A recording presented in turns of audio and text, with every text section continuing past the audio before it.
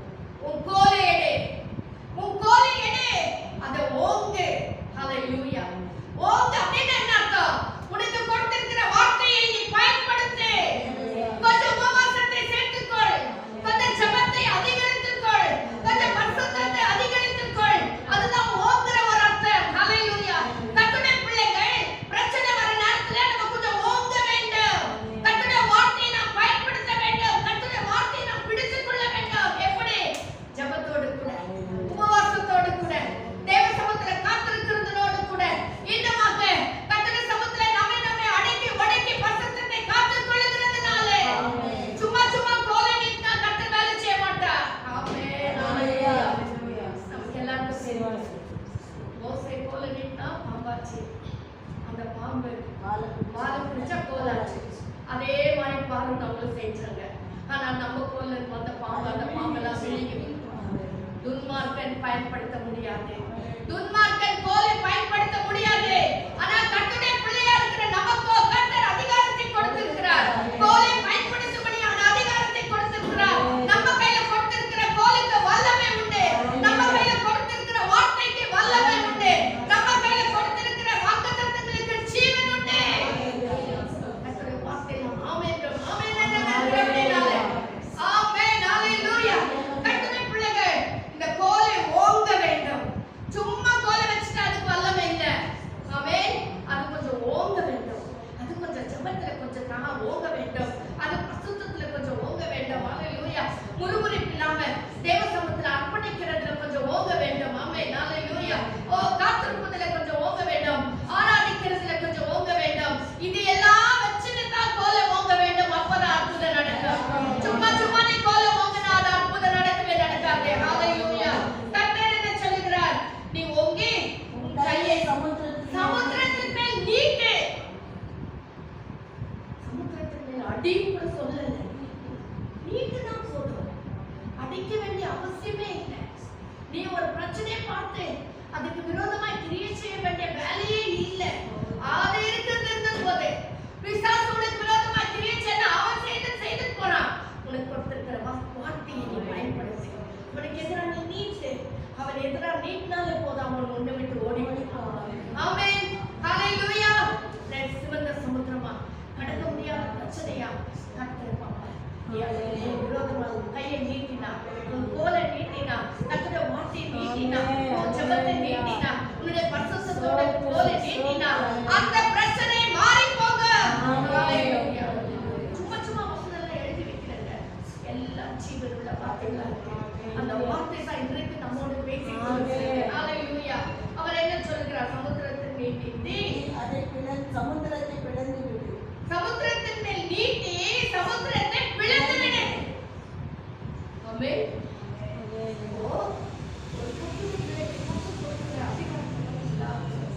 சமுத்திரத்தை பிளக்கத்தக்கதான ஒரு வல்லமை. ஹalleluya. இன்னைக்கு நம்ம எல்லாம் கோழைங்க மாதிரி உட்கார்ந்துட்டோம். இன்னைக்கு நம்ம எல்லாம் பிசாசு சும்மா தான் எப்படி சொல்றது, இந்த கோலாட்டை வச்சுட்டு குரங்கு வச்சு நாட்டாடுறான் பாருங்க. அந்த மாதிரி பிசாசு நம்ம கிட்ட சும்மா ஆடி இருக்கிறான். நம்ம அதை பார்த்து பயந்து கோழை மாதிரி உட்கார்ந்து இருக்கிறோம். கர்த்தருடைய பிள்ளையே, உனக்கு கர்த்தர் அதிகாரத்தை கொடுத்திருக்கிறார். சர்ப்பங்களே தேள்களை மிதிக்கவும் சத்துடைய சகல வல்லமை மேற்கொள்ளவும் நான் உங்களுக்கு அதிகாரம் கொடுக்கிறேன். ஒன்றும் உங்களை சேதப்படுத்த மாட்டாது. ஒன்றும் உங்களை சேதப்படுத்த மாட்டாது. ஒன்றும் கர்த்தருடைய அன்பை விட்டு உன்னை பிரிக்க மாட்டாது. ஒன்றும் உன்னுடைய பரிசுத்தத்திலிருந்து உன்னை கீழே தள்ள மாட்டாது. ஒன்றும் தேவனிடத்திலிருந்து உன்னை பிரிக்க மாட்டாது. ஒன்றும் சபையிலிருந்து உன்னை பிரிக்க மாட்டாது. கர்த்தருடைய பிள்ளையே, கர்த்தர் ஒன்றும் செய்யாதபடி உனக்கு அதிகாரத்தை கொடுத்திருக்கிறார். நீ செய்ய வேண்டியது என்ன தெரியுமா? கோலை நீட்ட வேண்டும். கோலை நீட்டி சமுத்திரம் பிளந்து விடு. இது சும்மா ஒரு ஆளையே நம்மள ஸ்டாப் பண்ண முடியாது. முடியுமா? சமுத்திரத்தை பிளந்து விடும்படியா சொல்லுகிறார். ஆகாதவைகள் ஆக வைத்திருந்ததா கர்த்தருடைய வல்லமை. ஹalleluya. இது முடியல, இது அவ்வளவுதான் ஆச்சு, என் ஃபியூச்சர் போச்சு, இனி நான் அவ்வளவுதான், நான் செத்துருவேன், நான் பண்ணிடுவேன், எல்லாம் முடியல. கர்த்தர் சொல்லுகிறார், உன்னால் ஆகும், உன்னால் ஆகும் மோசே, உன்னால் ஆகும். நான் உன்னை அழைத்தேன். நான் உன் குடும்பத்துக்குள்ள தலைவனா வைத்திருக்கிறேன், தலைவியா வைத்திருக்கிறேன். நீ ஜெபிக்கிற கர்த்தருடைய பிள்ளை, உன்கிட்ட நான் வாக்குத்தத்தத்தை கொடுத்திருக்கிறேன். உன்னால அது ஆகும்.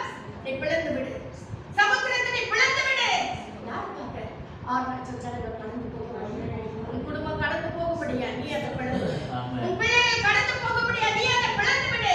உன்னுடைய பணம் காரியங்கள் கடந்து போகும்படியா நீ அதை பிளந்து விடு. ஹalleluya, ஹalleluya. கர்த்தர் சொல்லுகிறார், நீ அதை பிளந்து விடு. அப்பொழுது இஸ்ரவேல் புத்திரர் நடுவாக வெட்டாந்தரையிலே நடந்து போவார்கள். வெட்டாந்தரையிலே நடந்து போவார்கள். நீதான் பிளக்கிற கர்த்தருடைய பிள்ளையா. ஏன்னா உன் வீட்டுல நீதான் ஒருவேளை ஜெபிக்கிற கர்த்தருடைய பிள்ளையா இருக்கலாம். நீதான் கர்த்தர் சமூகத்துல காத்திருக்கிற பிள்ளையா இருக்கலாம். மற்றவங்க ஒருவேளை ஜெபத்துல குறைவுள்ளவர்களாக இருக்கலாம். தெரியல. கர்த்தர் உன்னைத்தான் கர்த்தர் சொல்றார். உன்கிட்ட சொல்ற நீ பிளந்து விடு. சமுத்திரம் கோலை ஓடு. இன்னும் கொஞ்சம் கூட ஜெபி, இன்னும் கொஞ்சம் கூட உபவாசி, இன்னும் கொஞ்சம் கூட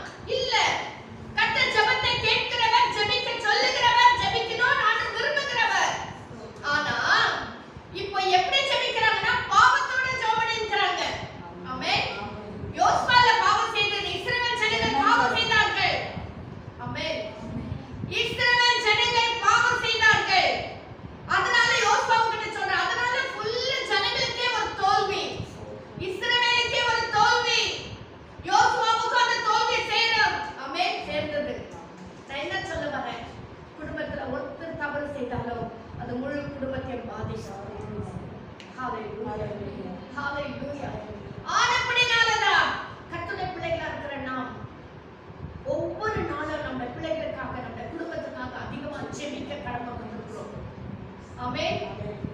யோபு அதனாலதான் காலையில எழுந்த உடனே தன் பிள்ளைகளுக்காக ஜெபித்தார். ஏன்னா பிள்ளைகளுக்கு வந்ததுதான் யோபுக்கு வந்தது. ஆமென். ஆனபடினால அவர் ஜெபிக்கிறவராய் இருந்தார். கர்த்தருடைய பிள்ளைகளே, இங்க கர்த்தர் யோசுவா பார்த்து சொல்றான், எழுந்திரு. இப்படி முகங்குப்புற விழுந்து கிடக்கிறது என்ன? இஸ்ரவேலர் பாவம் செய்தாங்க. பாவத்தோடு ஜெபிக்கும் போது கர்த்தர் அதை விரும்புகிறது இல்ல. பாவத்தோடு, அதாவது வசனத்துல என்ன வாசிக்கிறோம்? சங்கீதத்துல ஒரு வசனம் இருக்கு. அதாவது இல்ல, நான் என் அக்கிரமத்தை உமக்கு முன்பாக மறைக்காமல் அதை அறிக்கையிடுவேன். அதாவது இருதயத்தில் சுத்தமுள்ளவர்களாக நம்ம ஜெபிக்கும் போது மட்டும்தான் கர்த்தர் பாவிகளுக்கு தேவன் செவி கொடுக்கிறதுல இருந்து அறிந்திருக்கிறோம். அந்த வசனம் தான், பாவிகளுக்கு தேவன் செவி கொடுக்கிறதுல இருந்து அறிந்திருக்கிறோம். அல்லேலூயா. ஏசி 59ஆம் அதிகாரம் 1ஆம் வசனத்துல வாசிக்கிறோம், நம்முடைய அக்கிரமங்களே நம்முடைய பாவங்களே நமக்கும் தேவனுக்கு நடுவாக பிரிவினை உண்டாக்குகிறது. அப்போ இது எல்லாம் நம்ம வைத்துட்டு ஜெபித்தா கர்த்தர் ஜெபத்தை கேட்கவே மாட்டார். அதாவது மத்தேயில சுவிசேஷங்கள்ல வாசிக்கும் போது சொல்றாரு, உன் சகோதரன் நீ காணிக்கை செலுத்த வந்து உன் சகோதரன் மேல் உனக்கு குறைவில்லை என்று நீ அறிந்தால் காணிக்கை கொண்டு போய் வச்சுட்டு நீ என்ன செய்? முதலாவது போய் ஒப்புரவாகு. ஒப்புரவாகாம நீ வந்து காணிக்கை செலுத்தின அந்த காணிக்கை கூட வீண். கர்த்தர் அதை அங்கீகரிக்க மாட்டார். கர்த்தர் அந்த ஆசீர்வாதத்தை ஏற்றுக்கொள்ளவே மாட்டார். உன் காணிக்கை ஏற்றுக்கொள்ள மாட்டார். உன் ஜெபத்தை ஏற்றுக்கொள்ள மாட்டார். முதலாவது நாம் செய்ய வேண்டியது என்ன? நாம் ஒப்புரவாக வேண்டும். நமக்குள்ள இருக்கிற பாவத்தை நிக்கிரகம் பண்ண வேண்டும். நமக்குள்ள இருக்கிற பாவம் சுத்திகரிக்கப்பட வேண்டும். ஹalleluya, ஹalleluya. ஸ்தோத்திரம்.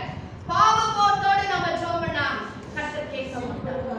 இரண்டாவது, அவிசுவாசத்தோடு ஜெபம் பண்ணா கர்த்தர் கேட்க மாட்டார். நீங்கள் என்ன சொல்றோமா? மத்தேயு 17ஆம் அதிகாரம் 20ஆம் வசனத்துல வாசிக்கிறோம், கடுகு அளவு விசுவாசம் தான் போதும். இந்த மலையை பார்த்து பேர்ந்து அப்புறம் போன்னு சொன்னா அது அப்படியே நடக்கும். எவ்வளவு விசுவாசம் வேணும்? கடுகு அளவு விசுவாசம். அவ்வளவு இருந்தா போதும். அவ்வளவு இருந்தாலே போதும், மலையே பேர்ந்து போகுமா? கர்த்தருடைய பிள்ளைகளே, மத்தேயு 21ஆம் அதிகாரம் 22ஆம் வசனத்துல வாசிக்கிறோம், என் நாமத்தினாலே நீங்கள் விசுவாசத்தோடு எவைகளை கேட்டால் அவைகளை நீங்க என்ன செய்வீங்க? பெற்றுக் கொள்வீர்கள். நீங்க எதை கேட்டாலும் விசுவாசத்தோடு கேட்டா நீங்க பெற்றுக் கொள்வீர்கள். ஹalleluya. மார்க் 9ஆம் அதிகாரம் 23ஆம் வசனத்துல வாசிக்கிறோம், விசுவாசிக்கிறவனுக்கு எல்லாம் கூடும். விசுவாசிக்கிறவனுக்கு எல்லாம் கூடும்.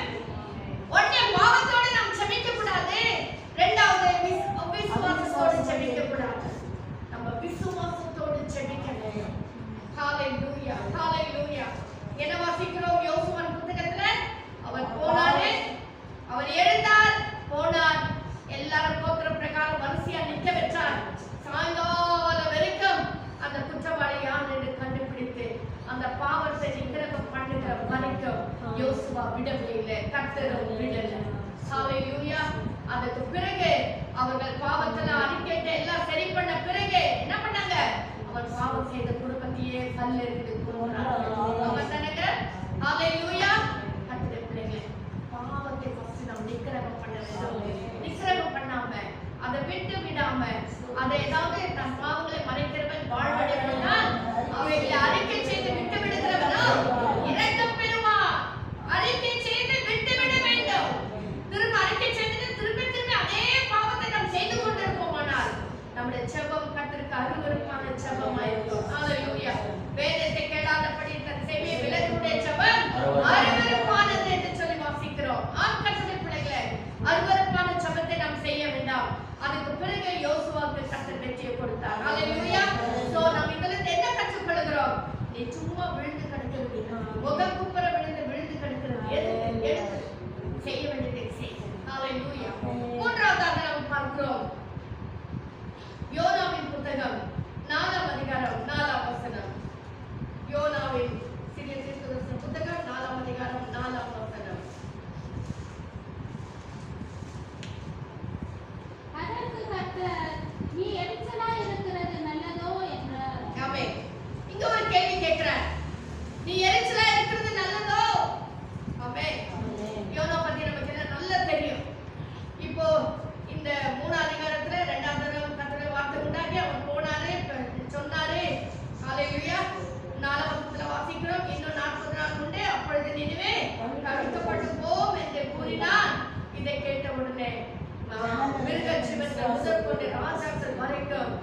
அவர்கள் ரெட்டுடுத்தி சாம்பலில் உட்கார்ந்து செபிக்க ஆரம்பித்தார்கள்.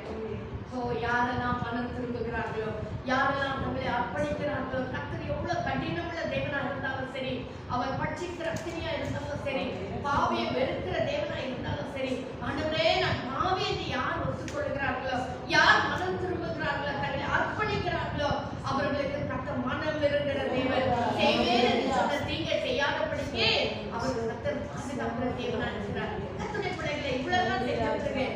இதெல்லாம் யோனா சொல்லிட்டாரே, நினைவே கற்கப்படும் போதுன்னு எல்லாம் பண்ணிட்டு வந்து 4ஆம் அதிகாரத்துல என்ன வாசிக்கிறோம்? அதற்கு கர்த்தர், நீ எரிச்சலா இருக்கிறது நல்லதோ என்றார். ஆமென். இல்ல 4ஆம் வசனம் 2ஆம் வசனம் வாசிங்க.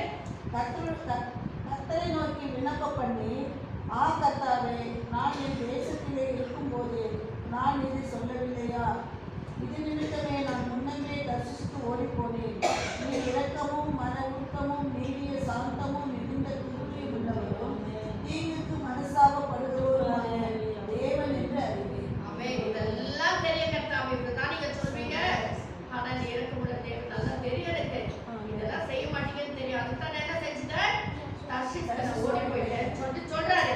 இங்க 3ஆம் அதிகாரத்துல வாசிக்கும் போது அவர் என்ன சொல்றாரு? நினிவேக்கு என்ன நடக்க போகுது என்று பார்க்கும்படியாக அவர் என்ன செய்தாரு?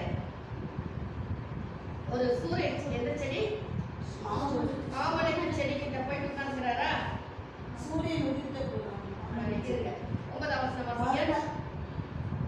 அப்பொழுது தேவன் யோனாவை நோக்கி, நீ ஆமனுக்கு நிமித்தம் எரிச்சலா இருக்கிறது நல்லதோ என்றார். ஆமென். ஸ்தோத்திரம். 5ஆம் வசனத்துல வாசிக்கிறோம். யோனா நகரத்திலிருந்து புறப்பட்டு நகரத்திற்கு கிழக்கே போய் அங்கே தனக்கு ஒரு குடிசை போட்டு அதற்கு சம்பவிக்க போகிறதை நான் பார்க்கும் மட்டும் அதன் கீழ் நிழலில் உட்கார்ந்தான். என்னதே? இப்ப போய் உட்கார்ந்து ஒரு குடிசை போட்டு உட்கார்ந்துருக்கிறாரு. இந்த நினைவு பட்டத்துக்கு இன்னும் 40 நாள்ல இதை கவிழ்க்கப்படும் சொல்லிட்டு நான் சொன்னேனே, அதை சொன்ன நான் சொன்னேன். இப்போ அந்த ஊருக்கு என்ன நடக்குது பார்க்கலான்னு பார்க்கும்படியா இப்போ ஹல்லேலூயா. 6ஆம் வசனத்துல என்ன வாசிக்கிறோம்? யோனாவுடைய தலையின் மேல் நிழல் இருக்கவும் அவனுடைய மனமழிவுக்கு நீங்களாகவும் தேவனாகிய கர்த்தர் ஒரு ஆமணக்கு செடியை முளைக்க கட்டளையிட்டு அதை அவன் மேல் ஓங்கி வளர பண்ணினார். அந்த ஆமணக்கின் மேல் யோனா மிகவும் சந்தோஷப்பட்டார். சரி, இவன் கீழே உட்கார்ந்துருக்கிறானே சொல்லிட்டு சரி பாவம் ஒரு செடியை உண்டு பண்ணி ஒரு நிழலுக்கு கொடுக்கலாம் அப்படின்னு கர்த்தர் ஒரே ராத்திரில ஒரு ஆமணக்கு செடியை உண்டு பண்ணி நிழலை உண்டு பண்ணிடுறார். அடுத்த வசனம். மறுநாளிலோ கிழக்கு வெளுக்கும் நேரத்தில் தேவன் ஒரு பூச்சியை கட்டளையிட்டார். அது ஆமணக்கு செடியை அரித்து போட்டது. இப்ப என்ன ஆயிடுச்சு? யோனாக்கு ரொம்ப சந்தோஷம் ஆயிடுச்சு. நிழலும் வந்துச்சு, எல்லாம் வந்துச்சு. இப்ப நான் சொகுசா உட்காந்துக்கினேன். நினைவேக்கு என்ன நடக்க போகுது அதை நான் பார்க்க போறேன். நான் பிரசங்கம் பண்ணேன், அது நடக்க போகுது, நான் பார்க்க போறேன்ற ஒரு சந்தோஷத்துல உட்கார்ந்துருக்கிறாரு. கர்த்தர் இதை பார்த்தார். செடி அரித்து போட்டது. அதனால அதை வாழ்ந்து போயிடுச்சு. கர்த்தர் இதை பார்த்தார். இந்த ஜனங்களுக்காக ஒரு தீர்க்கதரிசி பரிதபிக்கலையே. இந்த வலது கைக்கும் இடது கைக்கும் வித்தியாசம் தெரியாத இந்த ஜனங்களுக்காக ஒரு தீர்க்கதரிசி பரிதபிக்காமல் அவர் என்ன செய்து விட்டார்?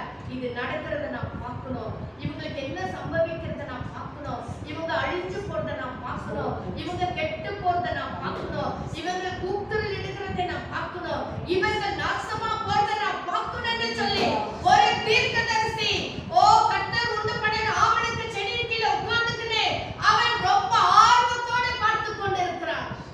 நிழல் சுத்தது தப்பு இல்லை, உட்கார்றது தப்பு இல்லை.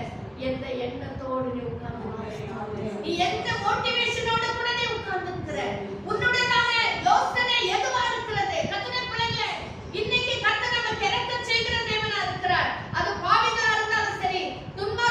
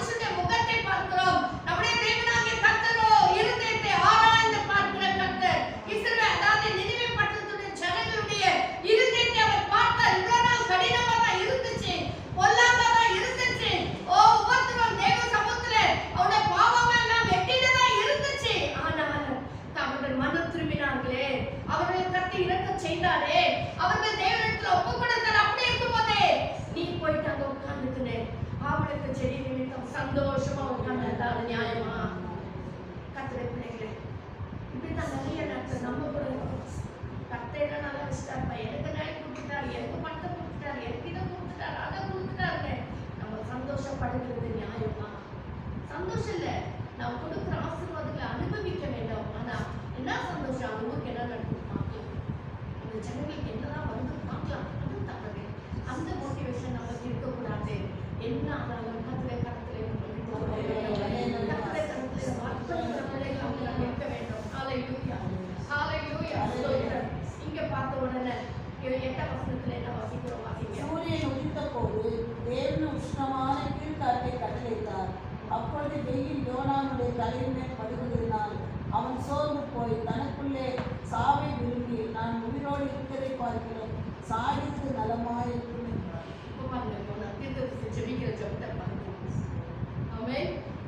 சும்மா கொஞ்சம் வெயில் வந்துச்சு, மறுநாளில கிழக்கு வெளுக்கும் போது நேரத்துல தேவன் ஒரு பூச்சியை கட்டளையிட்டார். அது ஆமணக்கு செடியை அரித்து போட்டது. ஒரு சின்ன செடி உனக்கு கொஞ்சம் வெயில அந்த அரிச்சு போட்டதுனால வெயில் வந்துச்சுனே உனக்கு இவ்வளவு கஷ்டமாகுது. ஆமென். ஒரு தீர்க்கதரிசி கர்த்தரை அறிந்ததான கர்த்தருடைய பிள்ளை, அபிஷேகம் பண்ணப்பட்டு உள்ள தரிசனம் உள்ள கர்த்தருடைய பிள்ளை, வரங்கள் உள்ள கர்த்தருடைய பிள்ளை, தேவனோட பேசுகிற கர்த்தருடைய பிள்ளைக்கு இப்படி ஒரு சூழ்நிலை வருமேயானால் வலது கைக்கு இடது கைக்கு எது ரைட் ஹேண்ட் எது லெஃப்ட் ஹேண்ட்னே தெரியாத, வித்தியாசமே தெரியாத ஜனங்களை குறித்து கர்த்தர் பரிதபிக்காமல் இருப்பாரோ? கர்த்தர் அந்த மனதிரும்புகிற ஜனங்களுக்கு இறங்காமல் இருப்பாரோ? கர்த்தருடைய பிள்ளைகளே, நிறைய நேரத்துல நாம இந்த தீர்க்கதரிசியை போலத்தான் மாறி விடுகிறோம். நிறைய நேரத்துல எவ்வளவு ஆசீர்வாதம் கொடுத்திருந்தாலும் முறுமுறுக்கிறவர்களாக. அதுக்கு பிறகு அவர் என்ன சொல்றாரு? போதும் ஆண்டவரே, என்ன செய்யணுமா? தனக்குள்ளே சாவை விரும்பி நான் உயிரோடு இருக்கிறத பார்க்கலாம், சாகிறது நலமா இருக்கும். இதுக்கே ஒரு தீர்க்கதரிசி செத்துட்டா எப்படி? ஒரு ஆவணக்கு செடி கொஞ்சம் வெயில் அடிச்சதுக்கே நீ சாவணும் விரும்பிட்டா எப்படி? கர்த்தருடைய பிள்ளைகளே, நிறைய நேரத்தில் அப்படின்னா ஐயோ ஏன் தான் இந்த வாழ்க்கையோடு நினைச்சிடும், ஏன் தான் இந்த பிரச்சனை, எதுக்கு தான் நான் உயிரோடு இருக்கணும் நிறைய நேரத்தில் நினைக்கிறீங்க இல்லைங்களா? கர்த்தருடைய பிள்ளைகளை வேண்டாம். அதுக்காக அல்ல கர்த்தரை அழைக்கிறேன். ஓ ஸ்தோத்திரம். 1,20,000 பேருக்கு ரட்சிப்பை சொல்லும்படியா தான் கர்த்தர் யோனாவை தெரிவித்தார். 1,20,000 பேரை நீ மனதிரும்புதலுக்கு கொண்டு வந்திருக்கிறியே, அது சந்தோஷமா? இல்ல நாவல செடி நிழல் கொடுக்கலன்றது துக்கமா? எதுக்கு நம்ம இம்பார்ட்டன்ஸ் கொடுத்துருக்கோம்? எதுக்கு நம்ம அவ்வளவு முக்கியத்துவம் கொடுத்துருக்கோம்? பாருங்க, இது சின்ன சின்ன காரணத்துக்கெல்லாம் நம்ம சொல்லிட்டு போகிறோமே. இந்த 1,20,000 பேர் பரலோகத்துல வந்து இந்த யோனாவுடைய பிரசங்கத்தை கேட்டு நாங்க ரட்சிக்கப்பட்டோம்னு சொல்லும் போது உங்களுடைய கிரீடத்துல எவ்வளோ கற்களும் எவ்வளோ பிரதிபலன்களும் எவ்வளோ ஆசீர்வாதங்கள் கொடுப்பாரு இல்லையா? அதையே நம்ம நினைக்க மாட்டேங்கிறோம். அதையே நம்ம திங்க் பண்ணாம, அதையே நம்ம மனசுல வைக்காம சின்ன சின்ன காரியத்துக்கெல்லாம் ஏன் நம்ம சோர்ந்து போயிருக்கிறோம்? சின்ன சின்ன காரியத்துக்கெல்லாம் நம்ம ஏன் துக்கப்படுகிற கர்த்தருடைய பிள்ளைகளை? என் ஆண்டவர் உனக்காக எதையும் செய்யலாம்.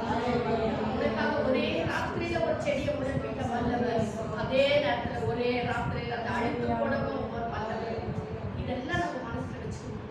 கர்த்தர் எதையும் நமக்காக செய்ய வல்லவர். நம்முடைய வேலை என்ன? கர்த்தர் சொல்லுகிற காரியத்துக்கு நாம் கீழ்ப்படிய வேண்டும். அதுதான் கர்த்தர் நம்மிடத்திலிருந்து எதிர்பார்க்கிறார். ஹல்லேலூயா. நியாயத்திற்கு கர்த்தர் பார்த்துக் கொள்வார். ஹல்லேலூயா. நான்காவதாக இன்னொருத்தரை நம்ம பார்க்கலாம். 1 ராஜாக்கள் 19ஆம் அதிகாரம்.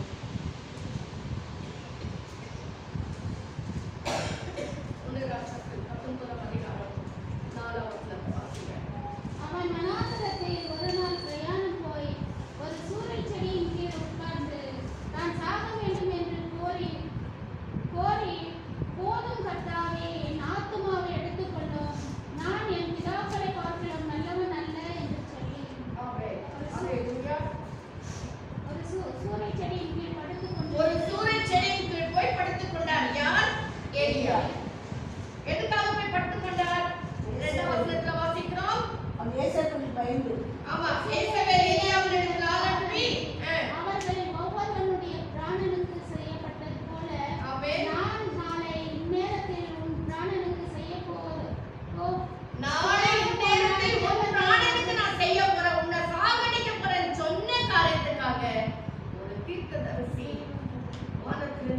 வர வைக்கதான் ஒரு தீர்க்கதரிசி. இப்போ ஒரு ஏசபேல் யார்? அந்த வார்த்தை கேட்டு ஓடி போய் ஒரு சூரிய செடியின் கீழ் படுத்துக் கொண்டு நித்திரை பண்ணினான். ஹalleluya. நித்திரை பண்ணினான். நித்திரை வருமா? வராது. ஆனா இவன் நித்திரை பண்ணினான். அப்படின்னா என்ன அர்த்தம்? Is least bothered about anything. எதையுமே அவர் கணக்குல வைக்கல. அவருக்கு நல்ல தூக்கம். அவர் ஒரு தூதர் அவனை தட்டி எழுப்பி எழுந்திருந்து போஜனம் பண்ணு. எலியாவே, ஏசபேல் சொன்ன ஒரு வார்த்தைக்காக நீ ஒரு சின்ன ஜெபம் தான் பண்ண, வானத்துல இருந்து அக்னியை வர வச்ச, எத்தனை அற்புதங்களை நான் செய்தேன், அதெல்லாம் மறந்துட்டேன். ஒரு ஏசபேல் சொன்ன நாளைக்கு நேரத்துக்கு உன் ஜீவனை பிராணன் எடுக்கிறேன்னு சொன்ன காரணத்துக்காக நீ இப்படி வந்து சாப்பிடாத கூட படுத்து தூங்கிக்கிறியே, எழுந்துரு. தட்டி எழுப்பி அவன் விழித்து பார்க்கிற போது ஏதோ தழையில் சுடப்பட்ட அடையும் ஒரு பாத்திரத்தில் தண்ணீரும் அவன் தலைமாட்டில் இருந்தது. அப்பொழுது அவன் புசித்து குடித்து திரும்ப படுத்துக் கொண்டான். போட்டான். ரொம்ப டயர்டாச்சு போல இருக்கு. திரும்பி படுத்துக்கினார். திருப்பி கர்த்தருடைய தூதன் திரும்ப இரண்டாவது தடவை வந்து அவனை தட்டி எழுப்பி எழுந்திருந்து போஜனம் பண்ணி நீ பண்ண வேண்டிய பிரயாணம் மேற்கொள்ளுகிறார். திருப்பி தட்டி எழுப்பி கர்த்தர் சொல்றார், எழுந்திரு, நீ போக வேண்டிய தூரம் ரொம்ப தூரம், வெகு தூரமா இருக்கு, நீ செய்ய வேண்டிய வேலைகள் இன்னும் ரொம்ப இருக்கு, நீ எழுந்திரு என்று சொல்லி அவரை தட்டி எழுப்பினார். 9ஆம் வசனத்துல வாசிக்கிறோம், அங்கே ஒரு கெபிக்குள் போய் திருப்பி சாப்பிட்டு 40 நாள் இரவும் பகலும் ஒரு தினம் தேவனுடைய பர்வதம் மட்டும் நடந்து போனான். போயிட்டு அங்க ஒரு கெபிக்குள்ள போய் தங்கினான். அங்கே கர்த்தருடைய வார்த்தை உண்டாகி, எலியாவே இதான் கர்த்தர் கேட்கிற கேள்வி. நீ பசியா இருந்த, கஷ்டமா இருந்த, பயந்து போன, துக்கமா இருந்த, எல்லாம் இருந்தது. உன்னை நான் பார்த்து தான் இருக்கிறேன், உன்னை கவனிச்சுட்டு தான் இருக்கிறேன். உன்னை பாடு எனக்கு தெரியுது, உன்னை துக்கம் எனக்கு தெரியுது, உன்னை வேதனை எனக்கு தெரியுது, நீ பயப்படுகிற காரியம் எனக்கு தெரியுது. அதனால தான் கர்த்தர் வானத்திலிருந்து உனக்காக தூதனை அனுப்பினார். அனுப்பி தட்டி எழுப்பி எழுந்துரு, நான் உன் பட்சத்தில் இருக்கிறேன், நான் உன்னோடு கூட இருக்கிறேன். அன்பான கர்த்தருடைய பிள்ளைகளே, எத்தனையோ நேரத்துல கர்த்தர் நம்மையும் இப்படிதான் தட்டி எழுப்பி நம்மை ஆறுதல் படுத்தி பரிசுத்த ஆவியானவர் நம்மோடு கூட வந்து பயப்படாதே, திகையாதே, நான் உன்னோடு கூட இருக்கிறேன் என்று சொல்லி நம்ம எத்தனை நேரத்துல கர்த்தர் தட்டி எழுப்புகிறார். நல்ல ஒரு வாக்குத்தத்தங்களை கொடுத்து, தரிசனங்களை கொடுத்து, செய்திகள் மூலமா நம்மோட பேசி, பாடல்கள் மூலமா நம்மோட பேசி நம்மை ஆறுதல் படுத்தி, அதான் நமக்கு உணவு எல்லாம் கொடுத்து, அப்போ கொஞ்ச நாள் என்ன செய்யறோம்? ஓரே மட்டும் நடக்கிறோம், கர்த்தருடைய பர்வதம் மட்டும் நடக்கிறோம், தேவ பிரசன்னத்துல கொஞ்ச நாள் இருக்கிறோம். இருந்த உடனே திருப்பி சோர்வு. கொஞ்ச நாள் நல்லா இருப்போம், நல்ல ஜெபம் இருக்கும், நல்ல ஆராதனை இருக்கும், நல்ல ஸ்தோத்திரம் இருக்கும், டெய்லி நல்ல ஜெபம் பண்ணுவோம், நல்ல வேதம் வாசிப்போம், எந்த கூட்டத்தை மிஸ் பண்ணுவோம், வருவோம். கொஞ்ச நாள் ஆன உடனே திருப்பி பழமொழி சொல்ற மாதிரி பழைய குட்டி கதவை சடி இருக்கிற மாதிரி திருப்பி பழைய பழக்கத்துக்கே போயிடுச்சு, திருப்பி பழைய சுபாவத்துக்கே போயிடுது, பழைய சோர்வுக்கே போயிடுது, பழைய ஜெபத்தை விட்டு விடுகிறது. மீண்டுமா வேத வாசிப்பு இல்ல, மீண்டும் ஆராதனை இல்ல, எதுவுமே இல்லாம போயிட்டு ஒரு கெபிக்குள்ள யாருக்கும் தெரியாத போய் ஒளிஞ்சுக்கிறது, படுத்துக்கிறது. இங்க எலியா அப்படிதான் பண்ணாரு. அவர் போய் அங்கே ஒரு கெபிக்குள்ள போய் அவன் என்ன பண்ணான்? இதோ கர்த்தருடைய வார்த்தை அவனுக்கு உண்டாகி, எலியாவே, இங்கே உனக்கு என்ன காரியம்? ஆமென். இப்போ கர்த்தர் மீண்டும் அங்க வருகிறார். இதுதாங்க நம்ம வாழ்க்கையில எலியாவுக்கு 2 வாட்டி நடந்தது. நம்முடைய வாழ்க்கையில நேரத்துல டெய்லி நடக்கிற சூழ்நிலை வந்து கர்த்தர் அவ்வப்போது நம்மை தட்டி தட்டி எழுப்பி கொண்டே தூங்குற நேரத்துல கர்த்தர் தட்டி எழுப்புகிறார், தரிசனங்களை கொடுத்து எழுப்புகிறார், ஜெபிக்கிறவர்களை நம்மோடு பேசுகிறார், பாடல் மூலமாய் பேசுகிறார், வேதம் வாசிக்கும் போது பேசுகிறார். திடீர்னு வேலை செய்யும் போது ஒரு சத்தம் நமக்கு கேட்கப்படுகிறது. திடீர்னு நம்மளே நம்ம பேசிட்டு இருக்கும் போது ஆவியானவர் பேச ஆரம்பிக்கிறார், நம்மோடு இடைப்பட ஆரம்பிக்கிறார், நம்மோடு அந்நிய பாஷை மூலமா பேசுகிறார். கர்த்தருடைய பிள்ளைகளை எத்தனை அற்புதமாய் கர்த்தர் நடத்தி கொண்டு வருகிறார். ஏன் தெரியுமா? இங்க எலியாவை ஏன் தெரியுமா மீண்டும் வந்து தட்டி எழுப்புறார்? அதாவது வாசிங்க 11ஆம் வசனம். அப்பொழுது அவர், நீ வெளியே வந்து கர்த்தருக்கு முன்பாக பர்வதத்துக்கு நில் என்றார். ஆமென். இங்க என்ன பண்ணாங்க? திருப்பி சொல்றாரு, முறை எடுக்கிறாரு. ஆண்டவரே, என் பிராணனை தேடுறாங்க, நான் ரொம்ப ஒருவன் மாத்திரம் மீதியா இருக்கிறேன், என் பிராணனை வாங்க தேடுகிறார்கள். பார்த்தா எல்லா முறை கம்ப்ளைண்ட்ஸ் தான், ஃபுல்லா கம்ப்ளைண்ட்ஸ் சொல்லி சொல்லி சொல்லி இங்க 11ஆம் வசனத்துல என்ன வாசிக்கிறோம்? நீ வெளியே வந்து கர்த்தருக்கு முன்பாக பர்வதத்துல நில். ஃபர்ஸ்ட் ஆண்டவர் சொல்றது, நீ கெபிக்குள்ள இருந்து வெளியே வா, உன் சோர்விலிருந்து வெளியே வா, உன் துக்கத்திலிருந்து வெளியே வா. நீ சொல்லுகிற ஒரே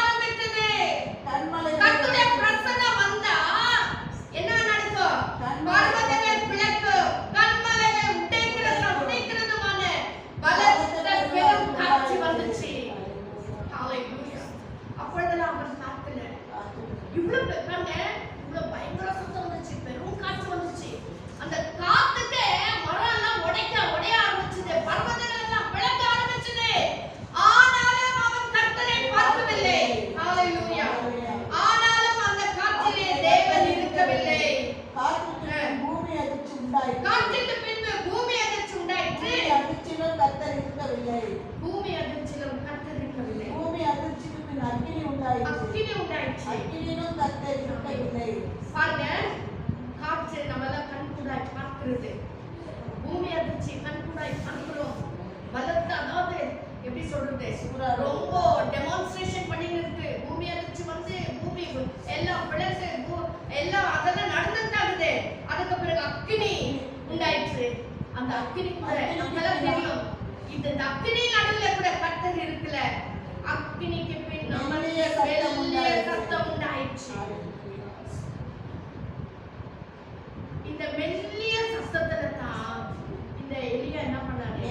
அதை எலியா கேட்டபோது தன் சால்வையினால் தன் முகத்தை மூடிக்கொண்டு வெளியே வந்து கெபியின் வாசலில் நின்றான். ஒரு கர்த்தருடைய பிள்ளை எதுவோ நம்மள உடைக்காது. அது பூமி அதிர்ச்சி வரட்டும், அக்கினி வரட்டும், காற்று வீசட்டும், பர்வதங்கள் கூட பறந்து போகும். ஆனா உன்னையும் என்னையும் பிளக்க செய்கிறது கர்த்தருடைய மெல்லிய சத்தம். ஹalleluya, ஹalleluya.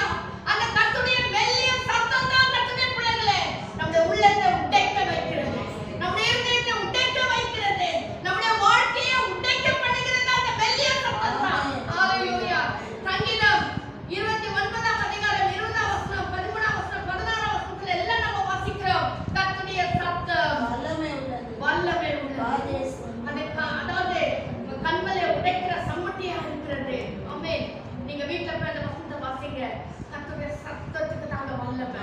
வெறும் காற்றுக்கு வல்லமை இல்ல, அக்கினிக்கு வல்லமை இல்ல. ஹalleluya. பூமி அதிர்ச்சி பலந்தாலும், பூமி அதிர்ச்சி வந்தாலும் அதுக்கெல்லாம் வல்லமை இல்ல. என் ஆண்டவராகிய மெல்லிய சத்தத்துக்கு வல்லமை உண்டு. ஹalleluya. அந்த சத்தத்தை கேட்டு தன் சால்வையினால் தன் முகத்தை மூடிக்கொண்டு இங்க பாருங்க, மெல்லிய சத்தம் தான் கேட்டுச்சு. ஆனா இவர் மூஞ்ச முடிக்கிறாரு. அப்போ அந்த மெல்லிய சத்தத்துல ஒரு கர்த்தருடைய பிரகாசம் இருக்குது. ஏன் மூஞ்சை நோக்கி முடிக்கணும்? முக்காடை நோக்கி போட்டுக்கணும். அப்போ கர்த்தர் இந்த மெல்லிய சத்தத்துல இருக்கிறார். இவர் கர்த்தரை பார்க்க முடியாதபடிக்கே முக்காடை போட்டுக் கொள்கிறார். இதாவது சால்வையினால் தன் முகத்தை மூடிக்கொண்டு வெளியே வந்து கெபியின் வாசலில் நின்றார். அப்பொழுது இதோ எலியாவே, இங்கே உனக்கு என்ன காரியம் என்ற சத்தம் அவனுக்கு உண்டாயிற்று. திரும்ப இவ்வளவு சொல்லி கூட திருப்பி கம்ப்ளைண்ட் என்னவா வாசிக்காத வசனம். அடுத்து அவன் சேனையின் தேவனாகிய கர்த்தருக்காக பக்தி வைராக்கியமாய் இருந்தேன். இஸ்ரவேல் புத்திரர்களுடன் திருப்பி அதேதான். அவங்க மீறிட்டாங்க, நான் மீறல. நான் இவ்வளவு பக்தி வைராக்கியமா இருக்கிறேன், நான் மட்டும் மீறி இருக்கிறேன், தப்பிச்சிருக்கிறேன், எல்லாம் சொல்லினே இருக்கிறார். அப்பொழுது கர்த்தர் அவனை பார்த்து, நீ தமஸ்குவின் வழியாய் வனாந்திரத்துக்கு திரும்பி போய் ஆசகேலை சீரியாவின் மேல் ராஜாவாக அபிஷேகம் பண்ணு. தட்டி எழுப்பியிருக்கிறார். உன்னை எதுக்கு தெரியுமா மீண்டும் மீண்டும் உற்சாகப்படுத்தி தேவ சமூகத்துல நிற்க வைக்கிறார்? உனக்கு எதுக்கு தெரியுமா மீண்டும் மீண்டும் கர்த்தருடைய வார்த்தையை உன்னோடு இடைப்படுகிறார்?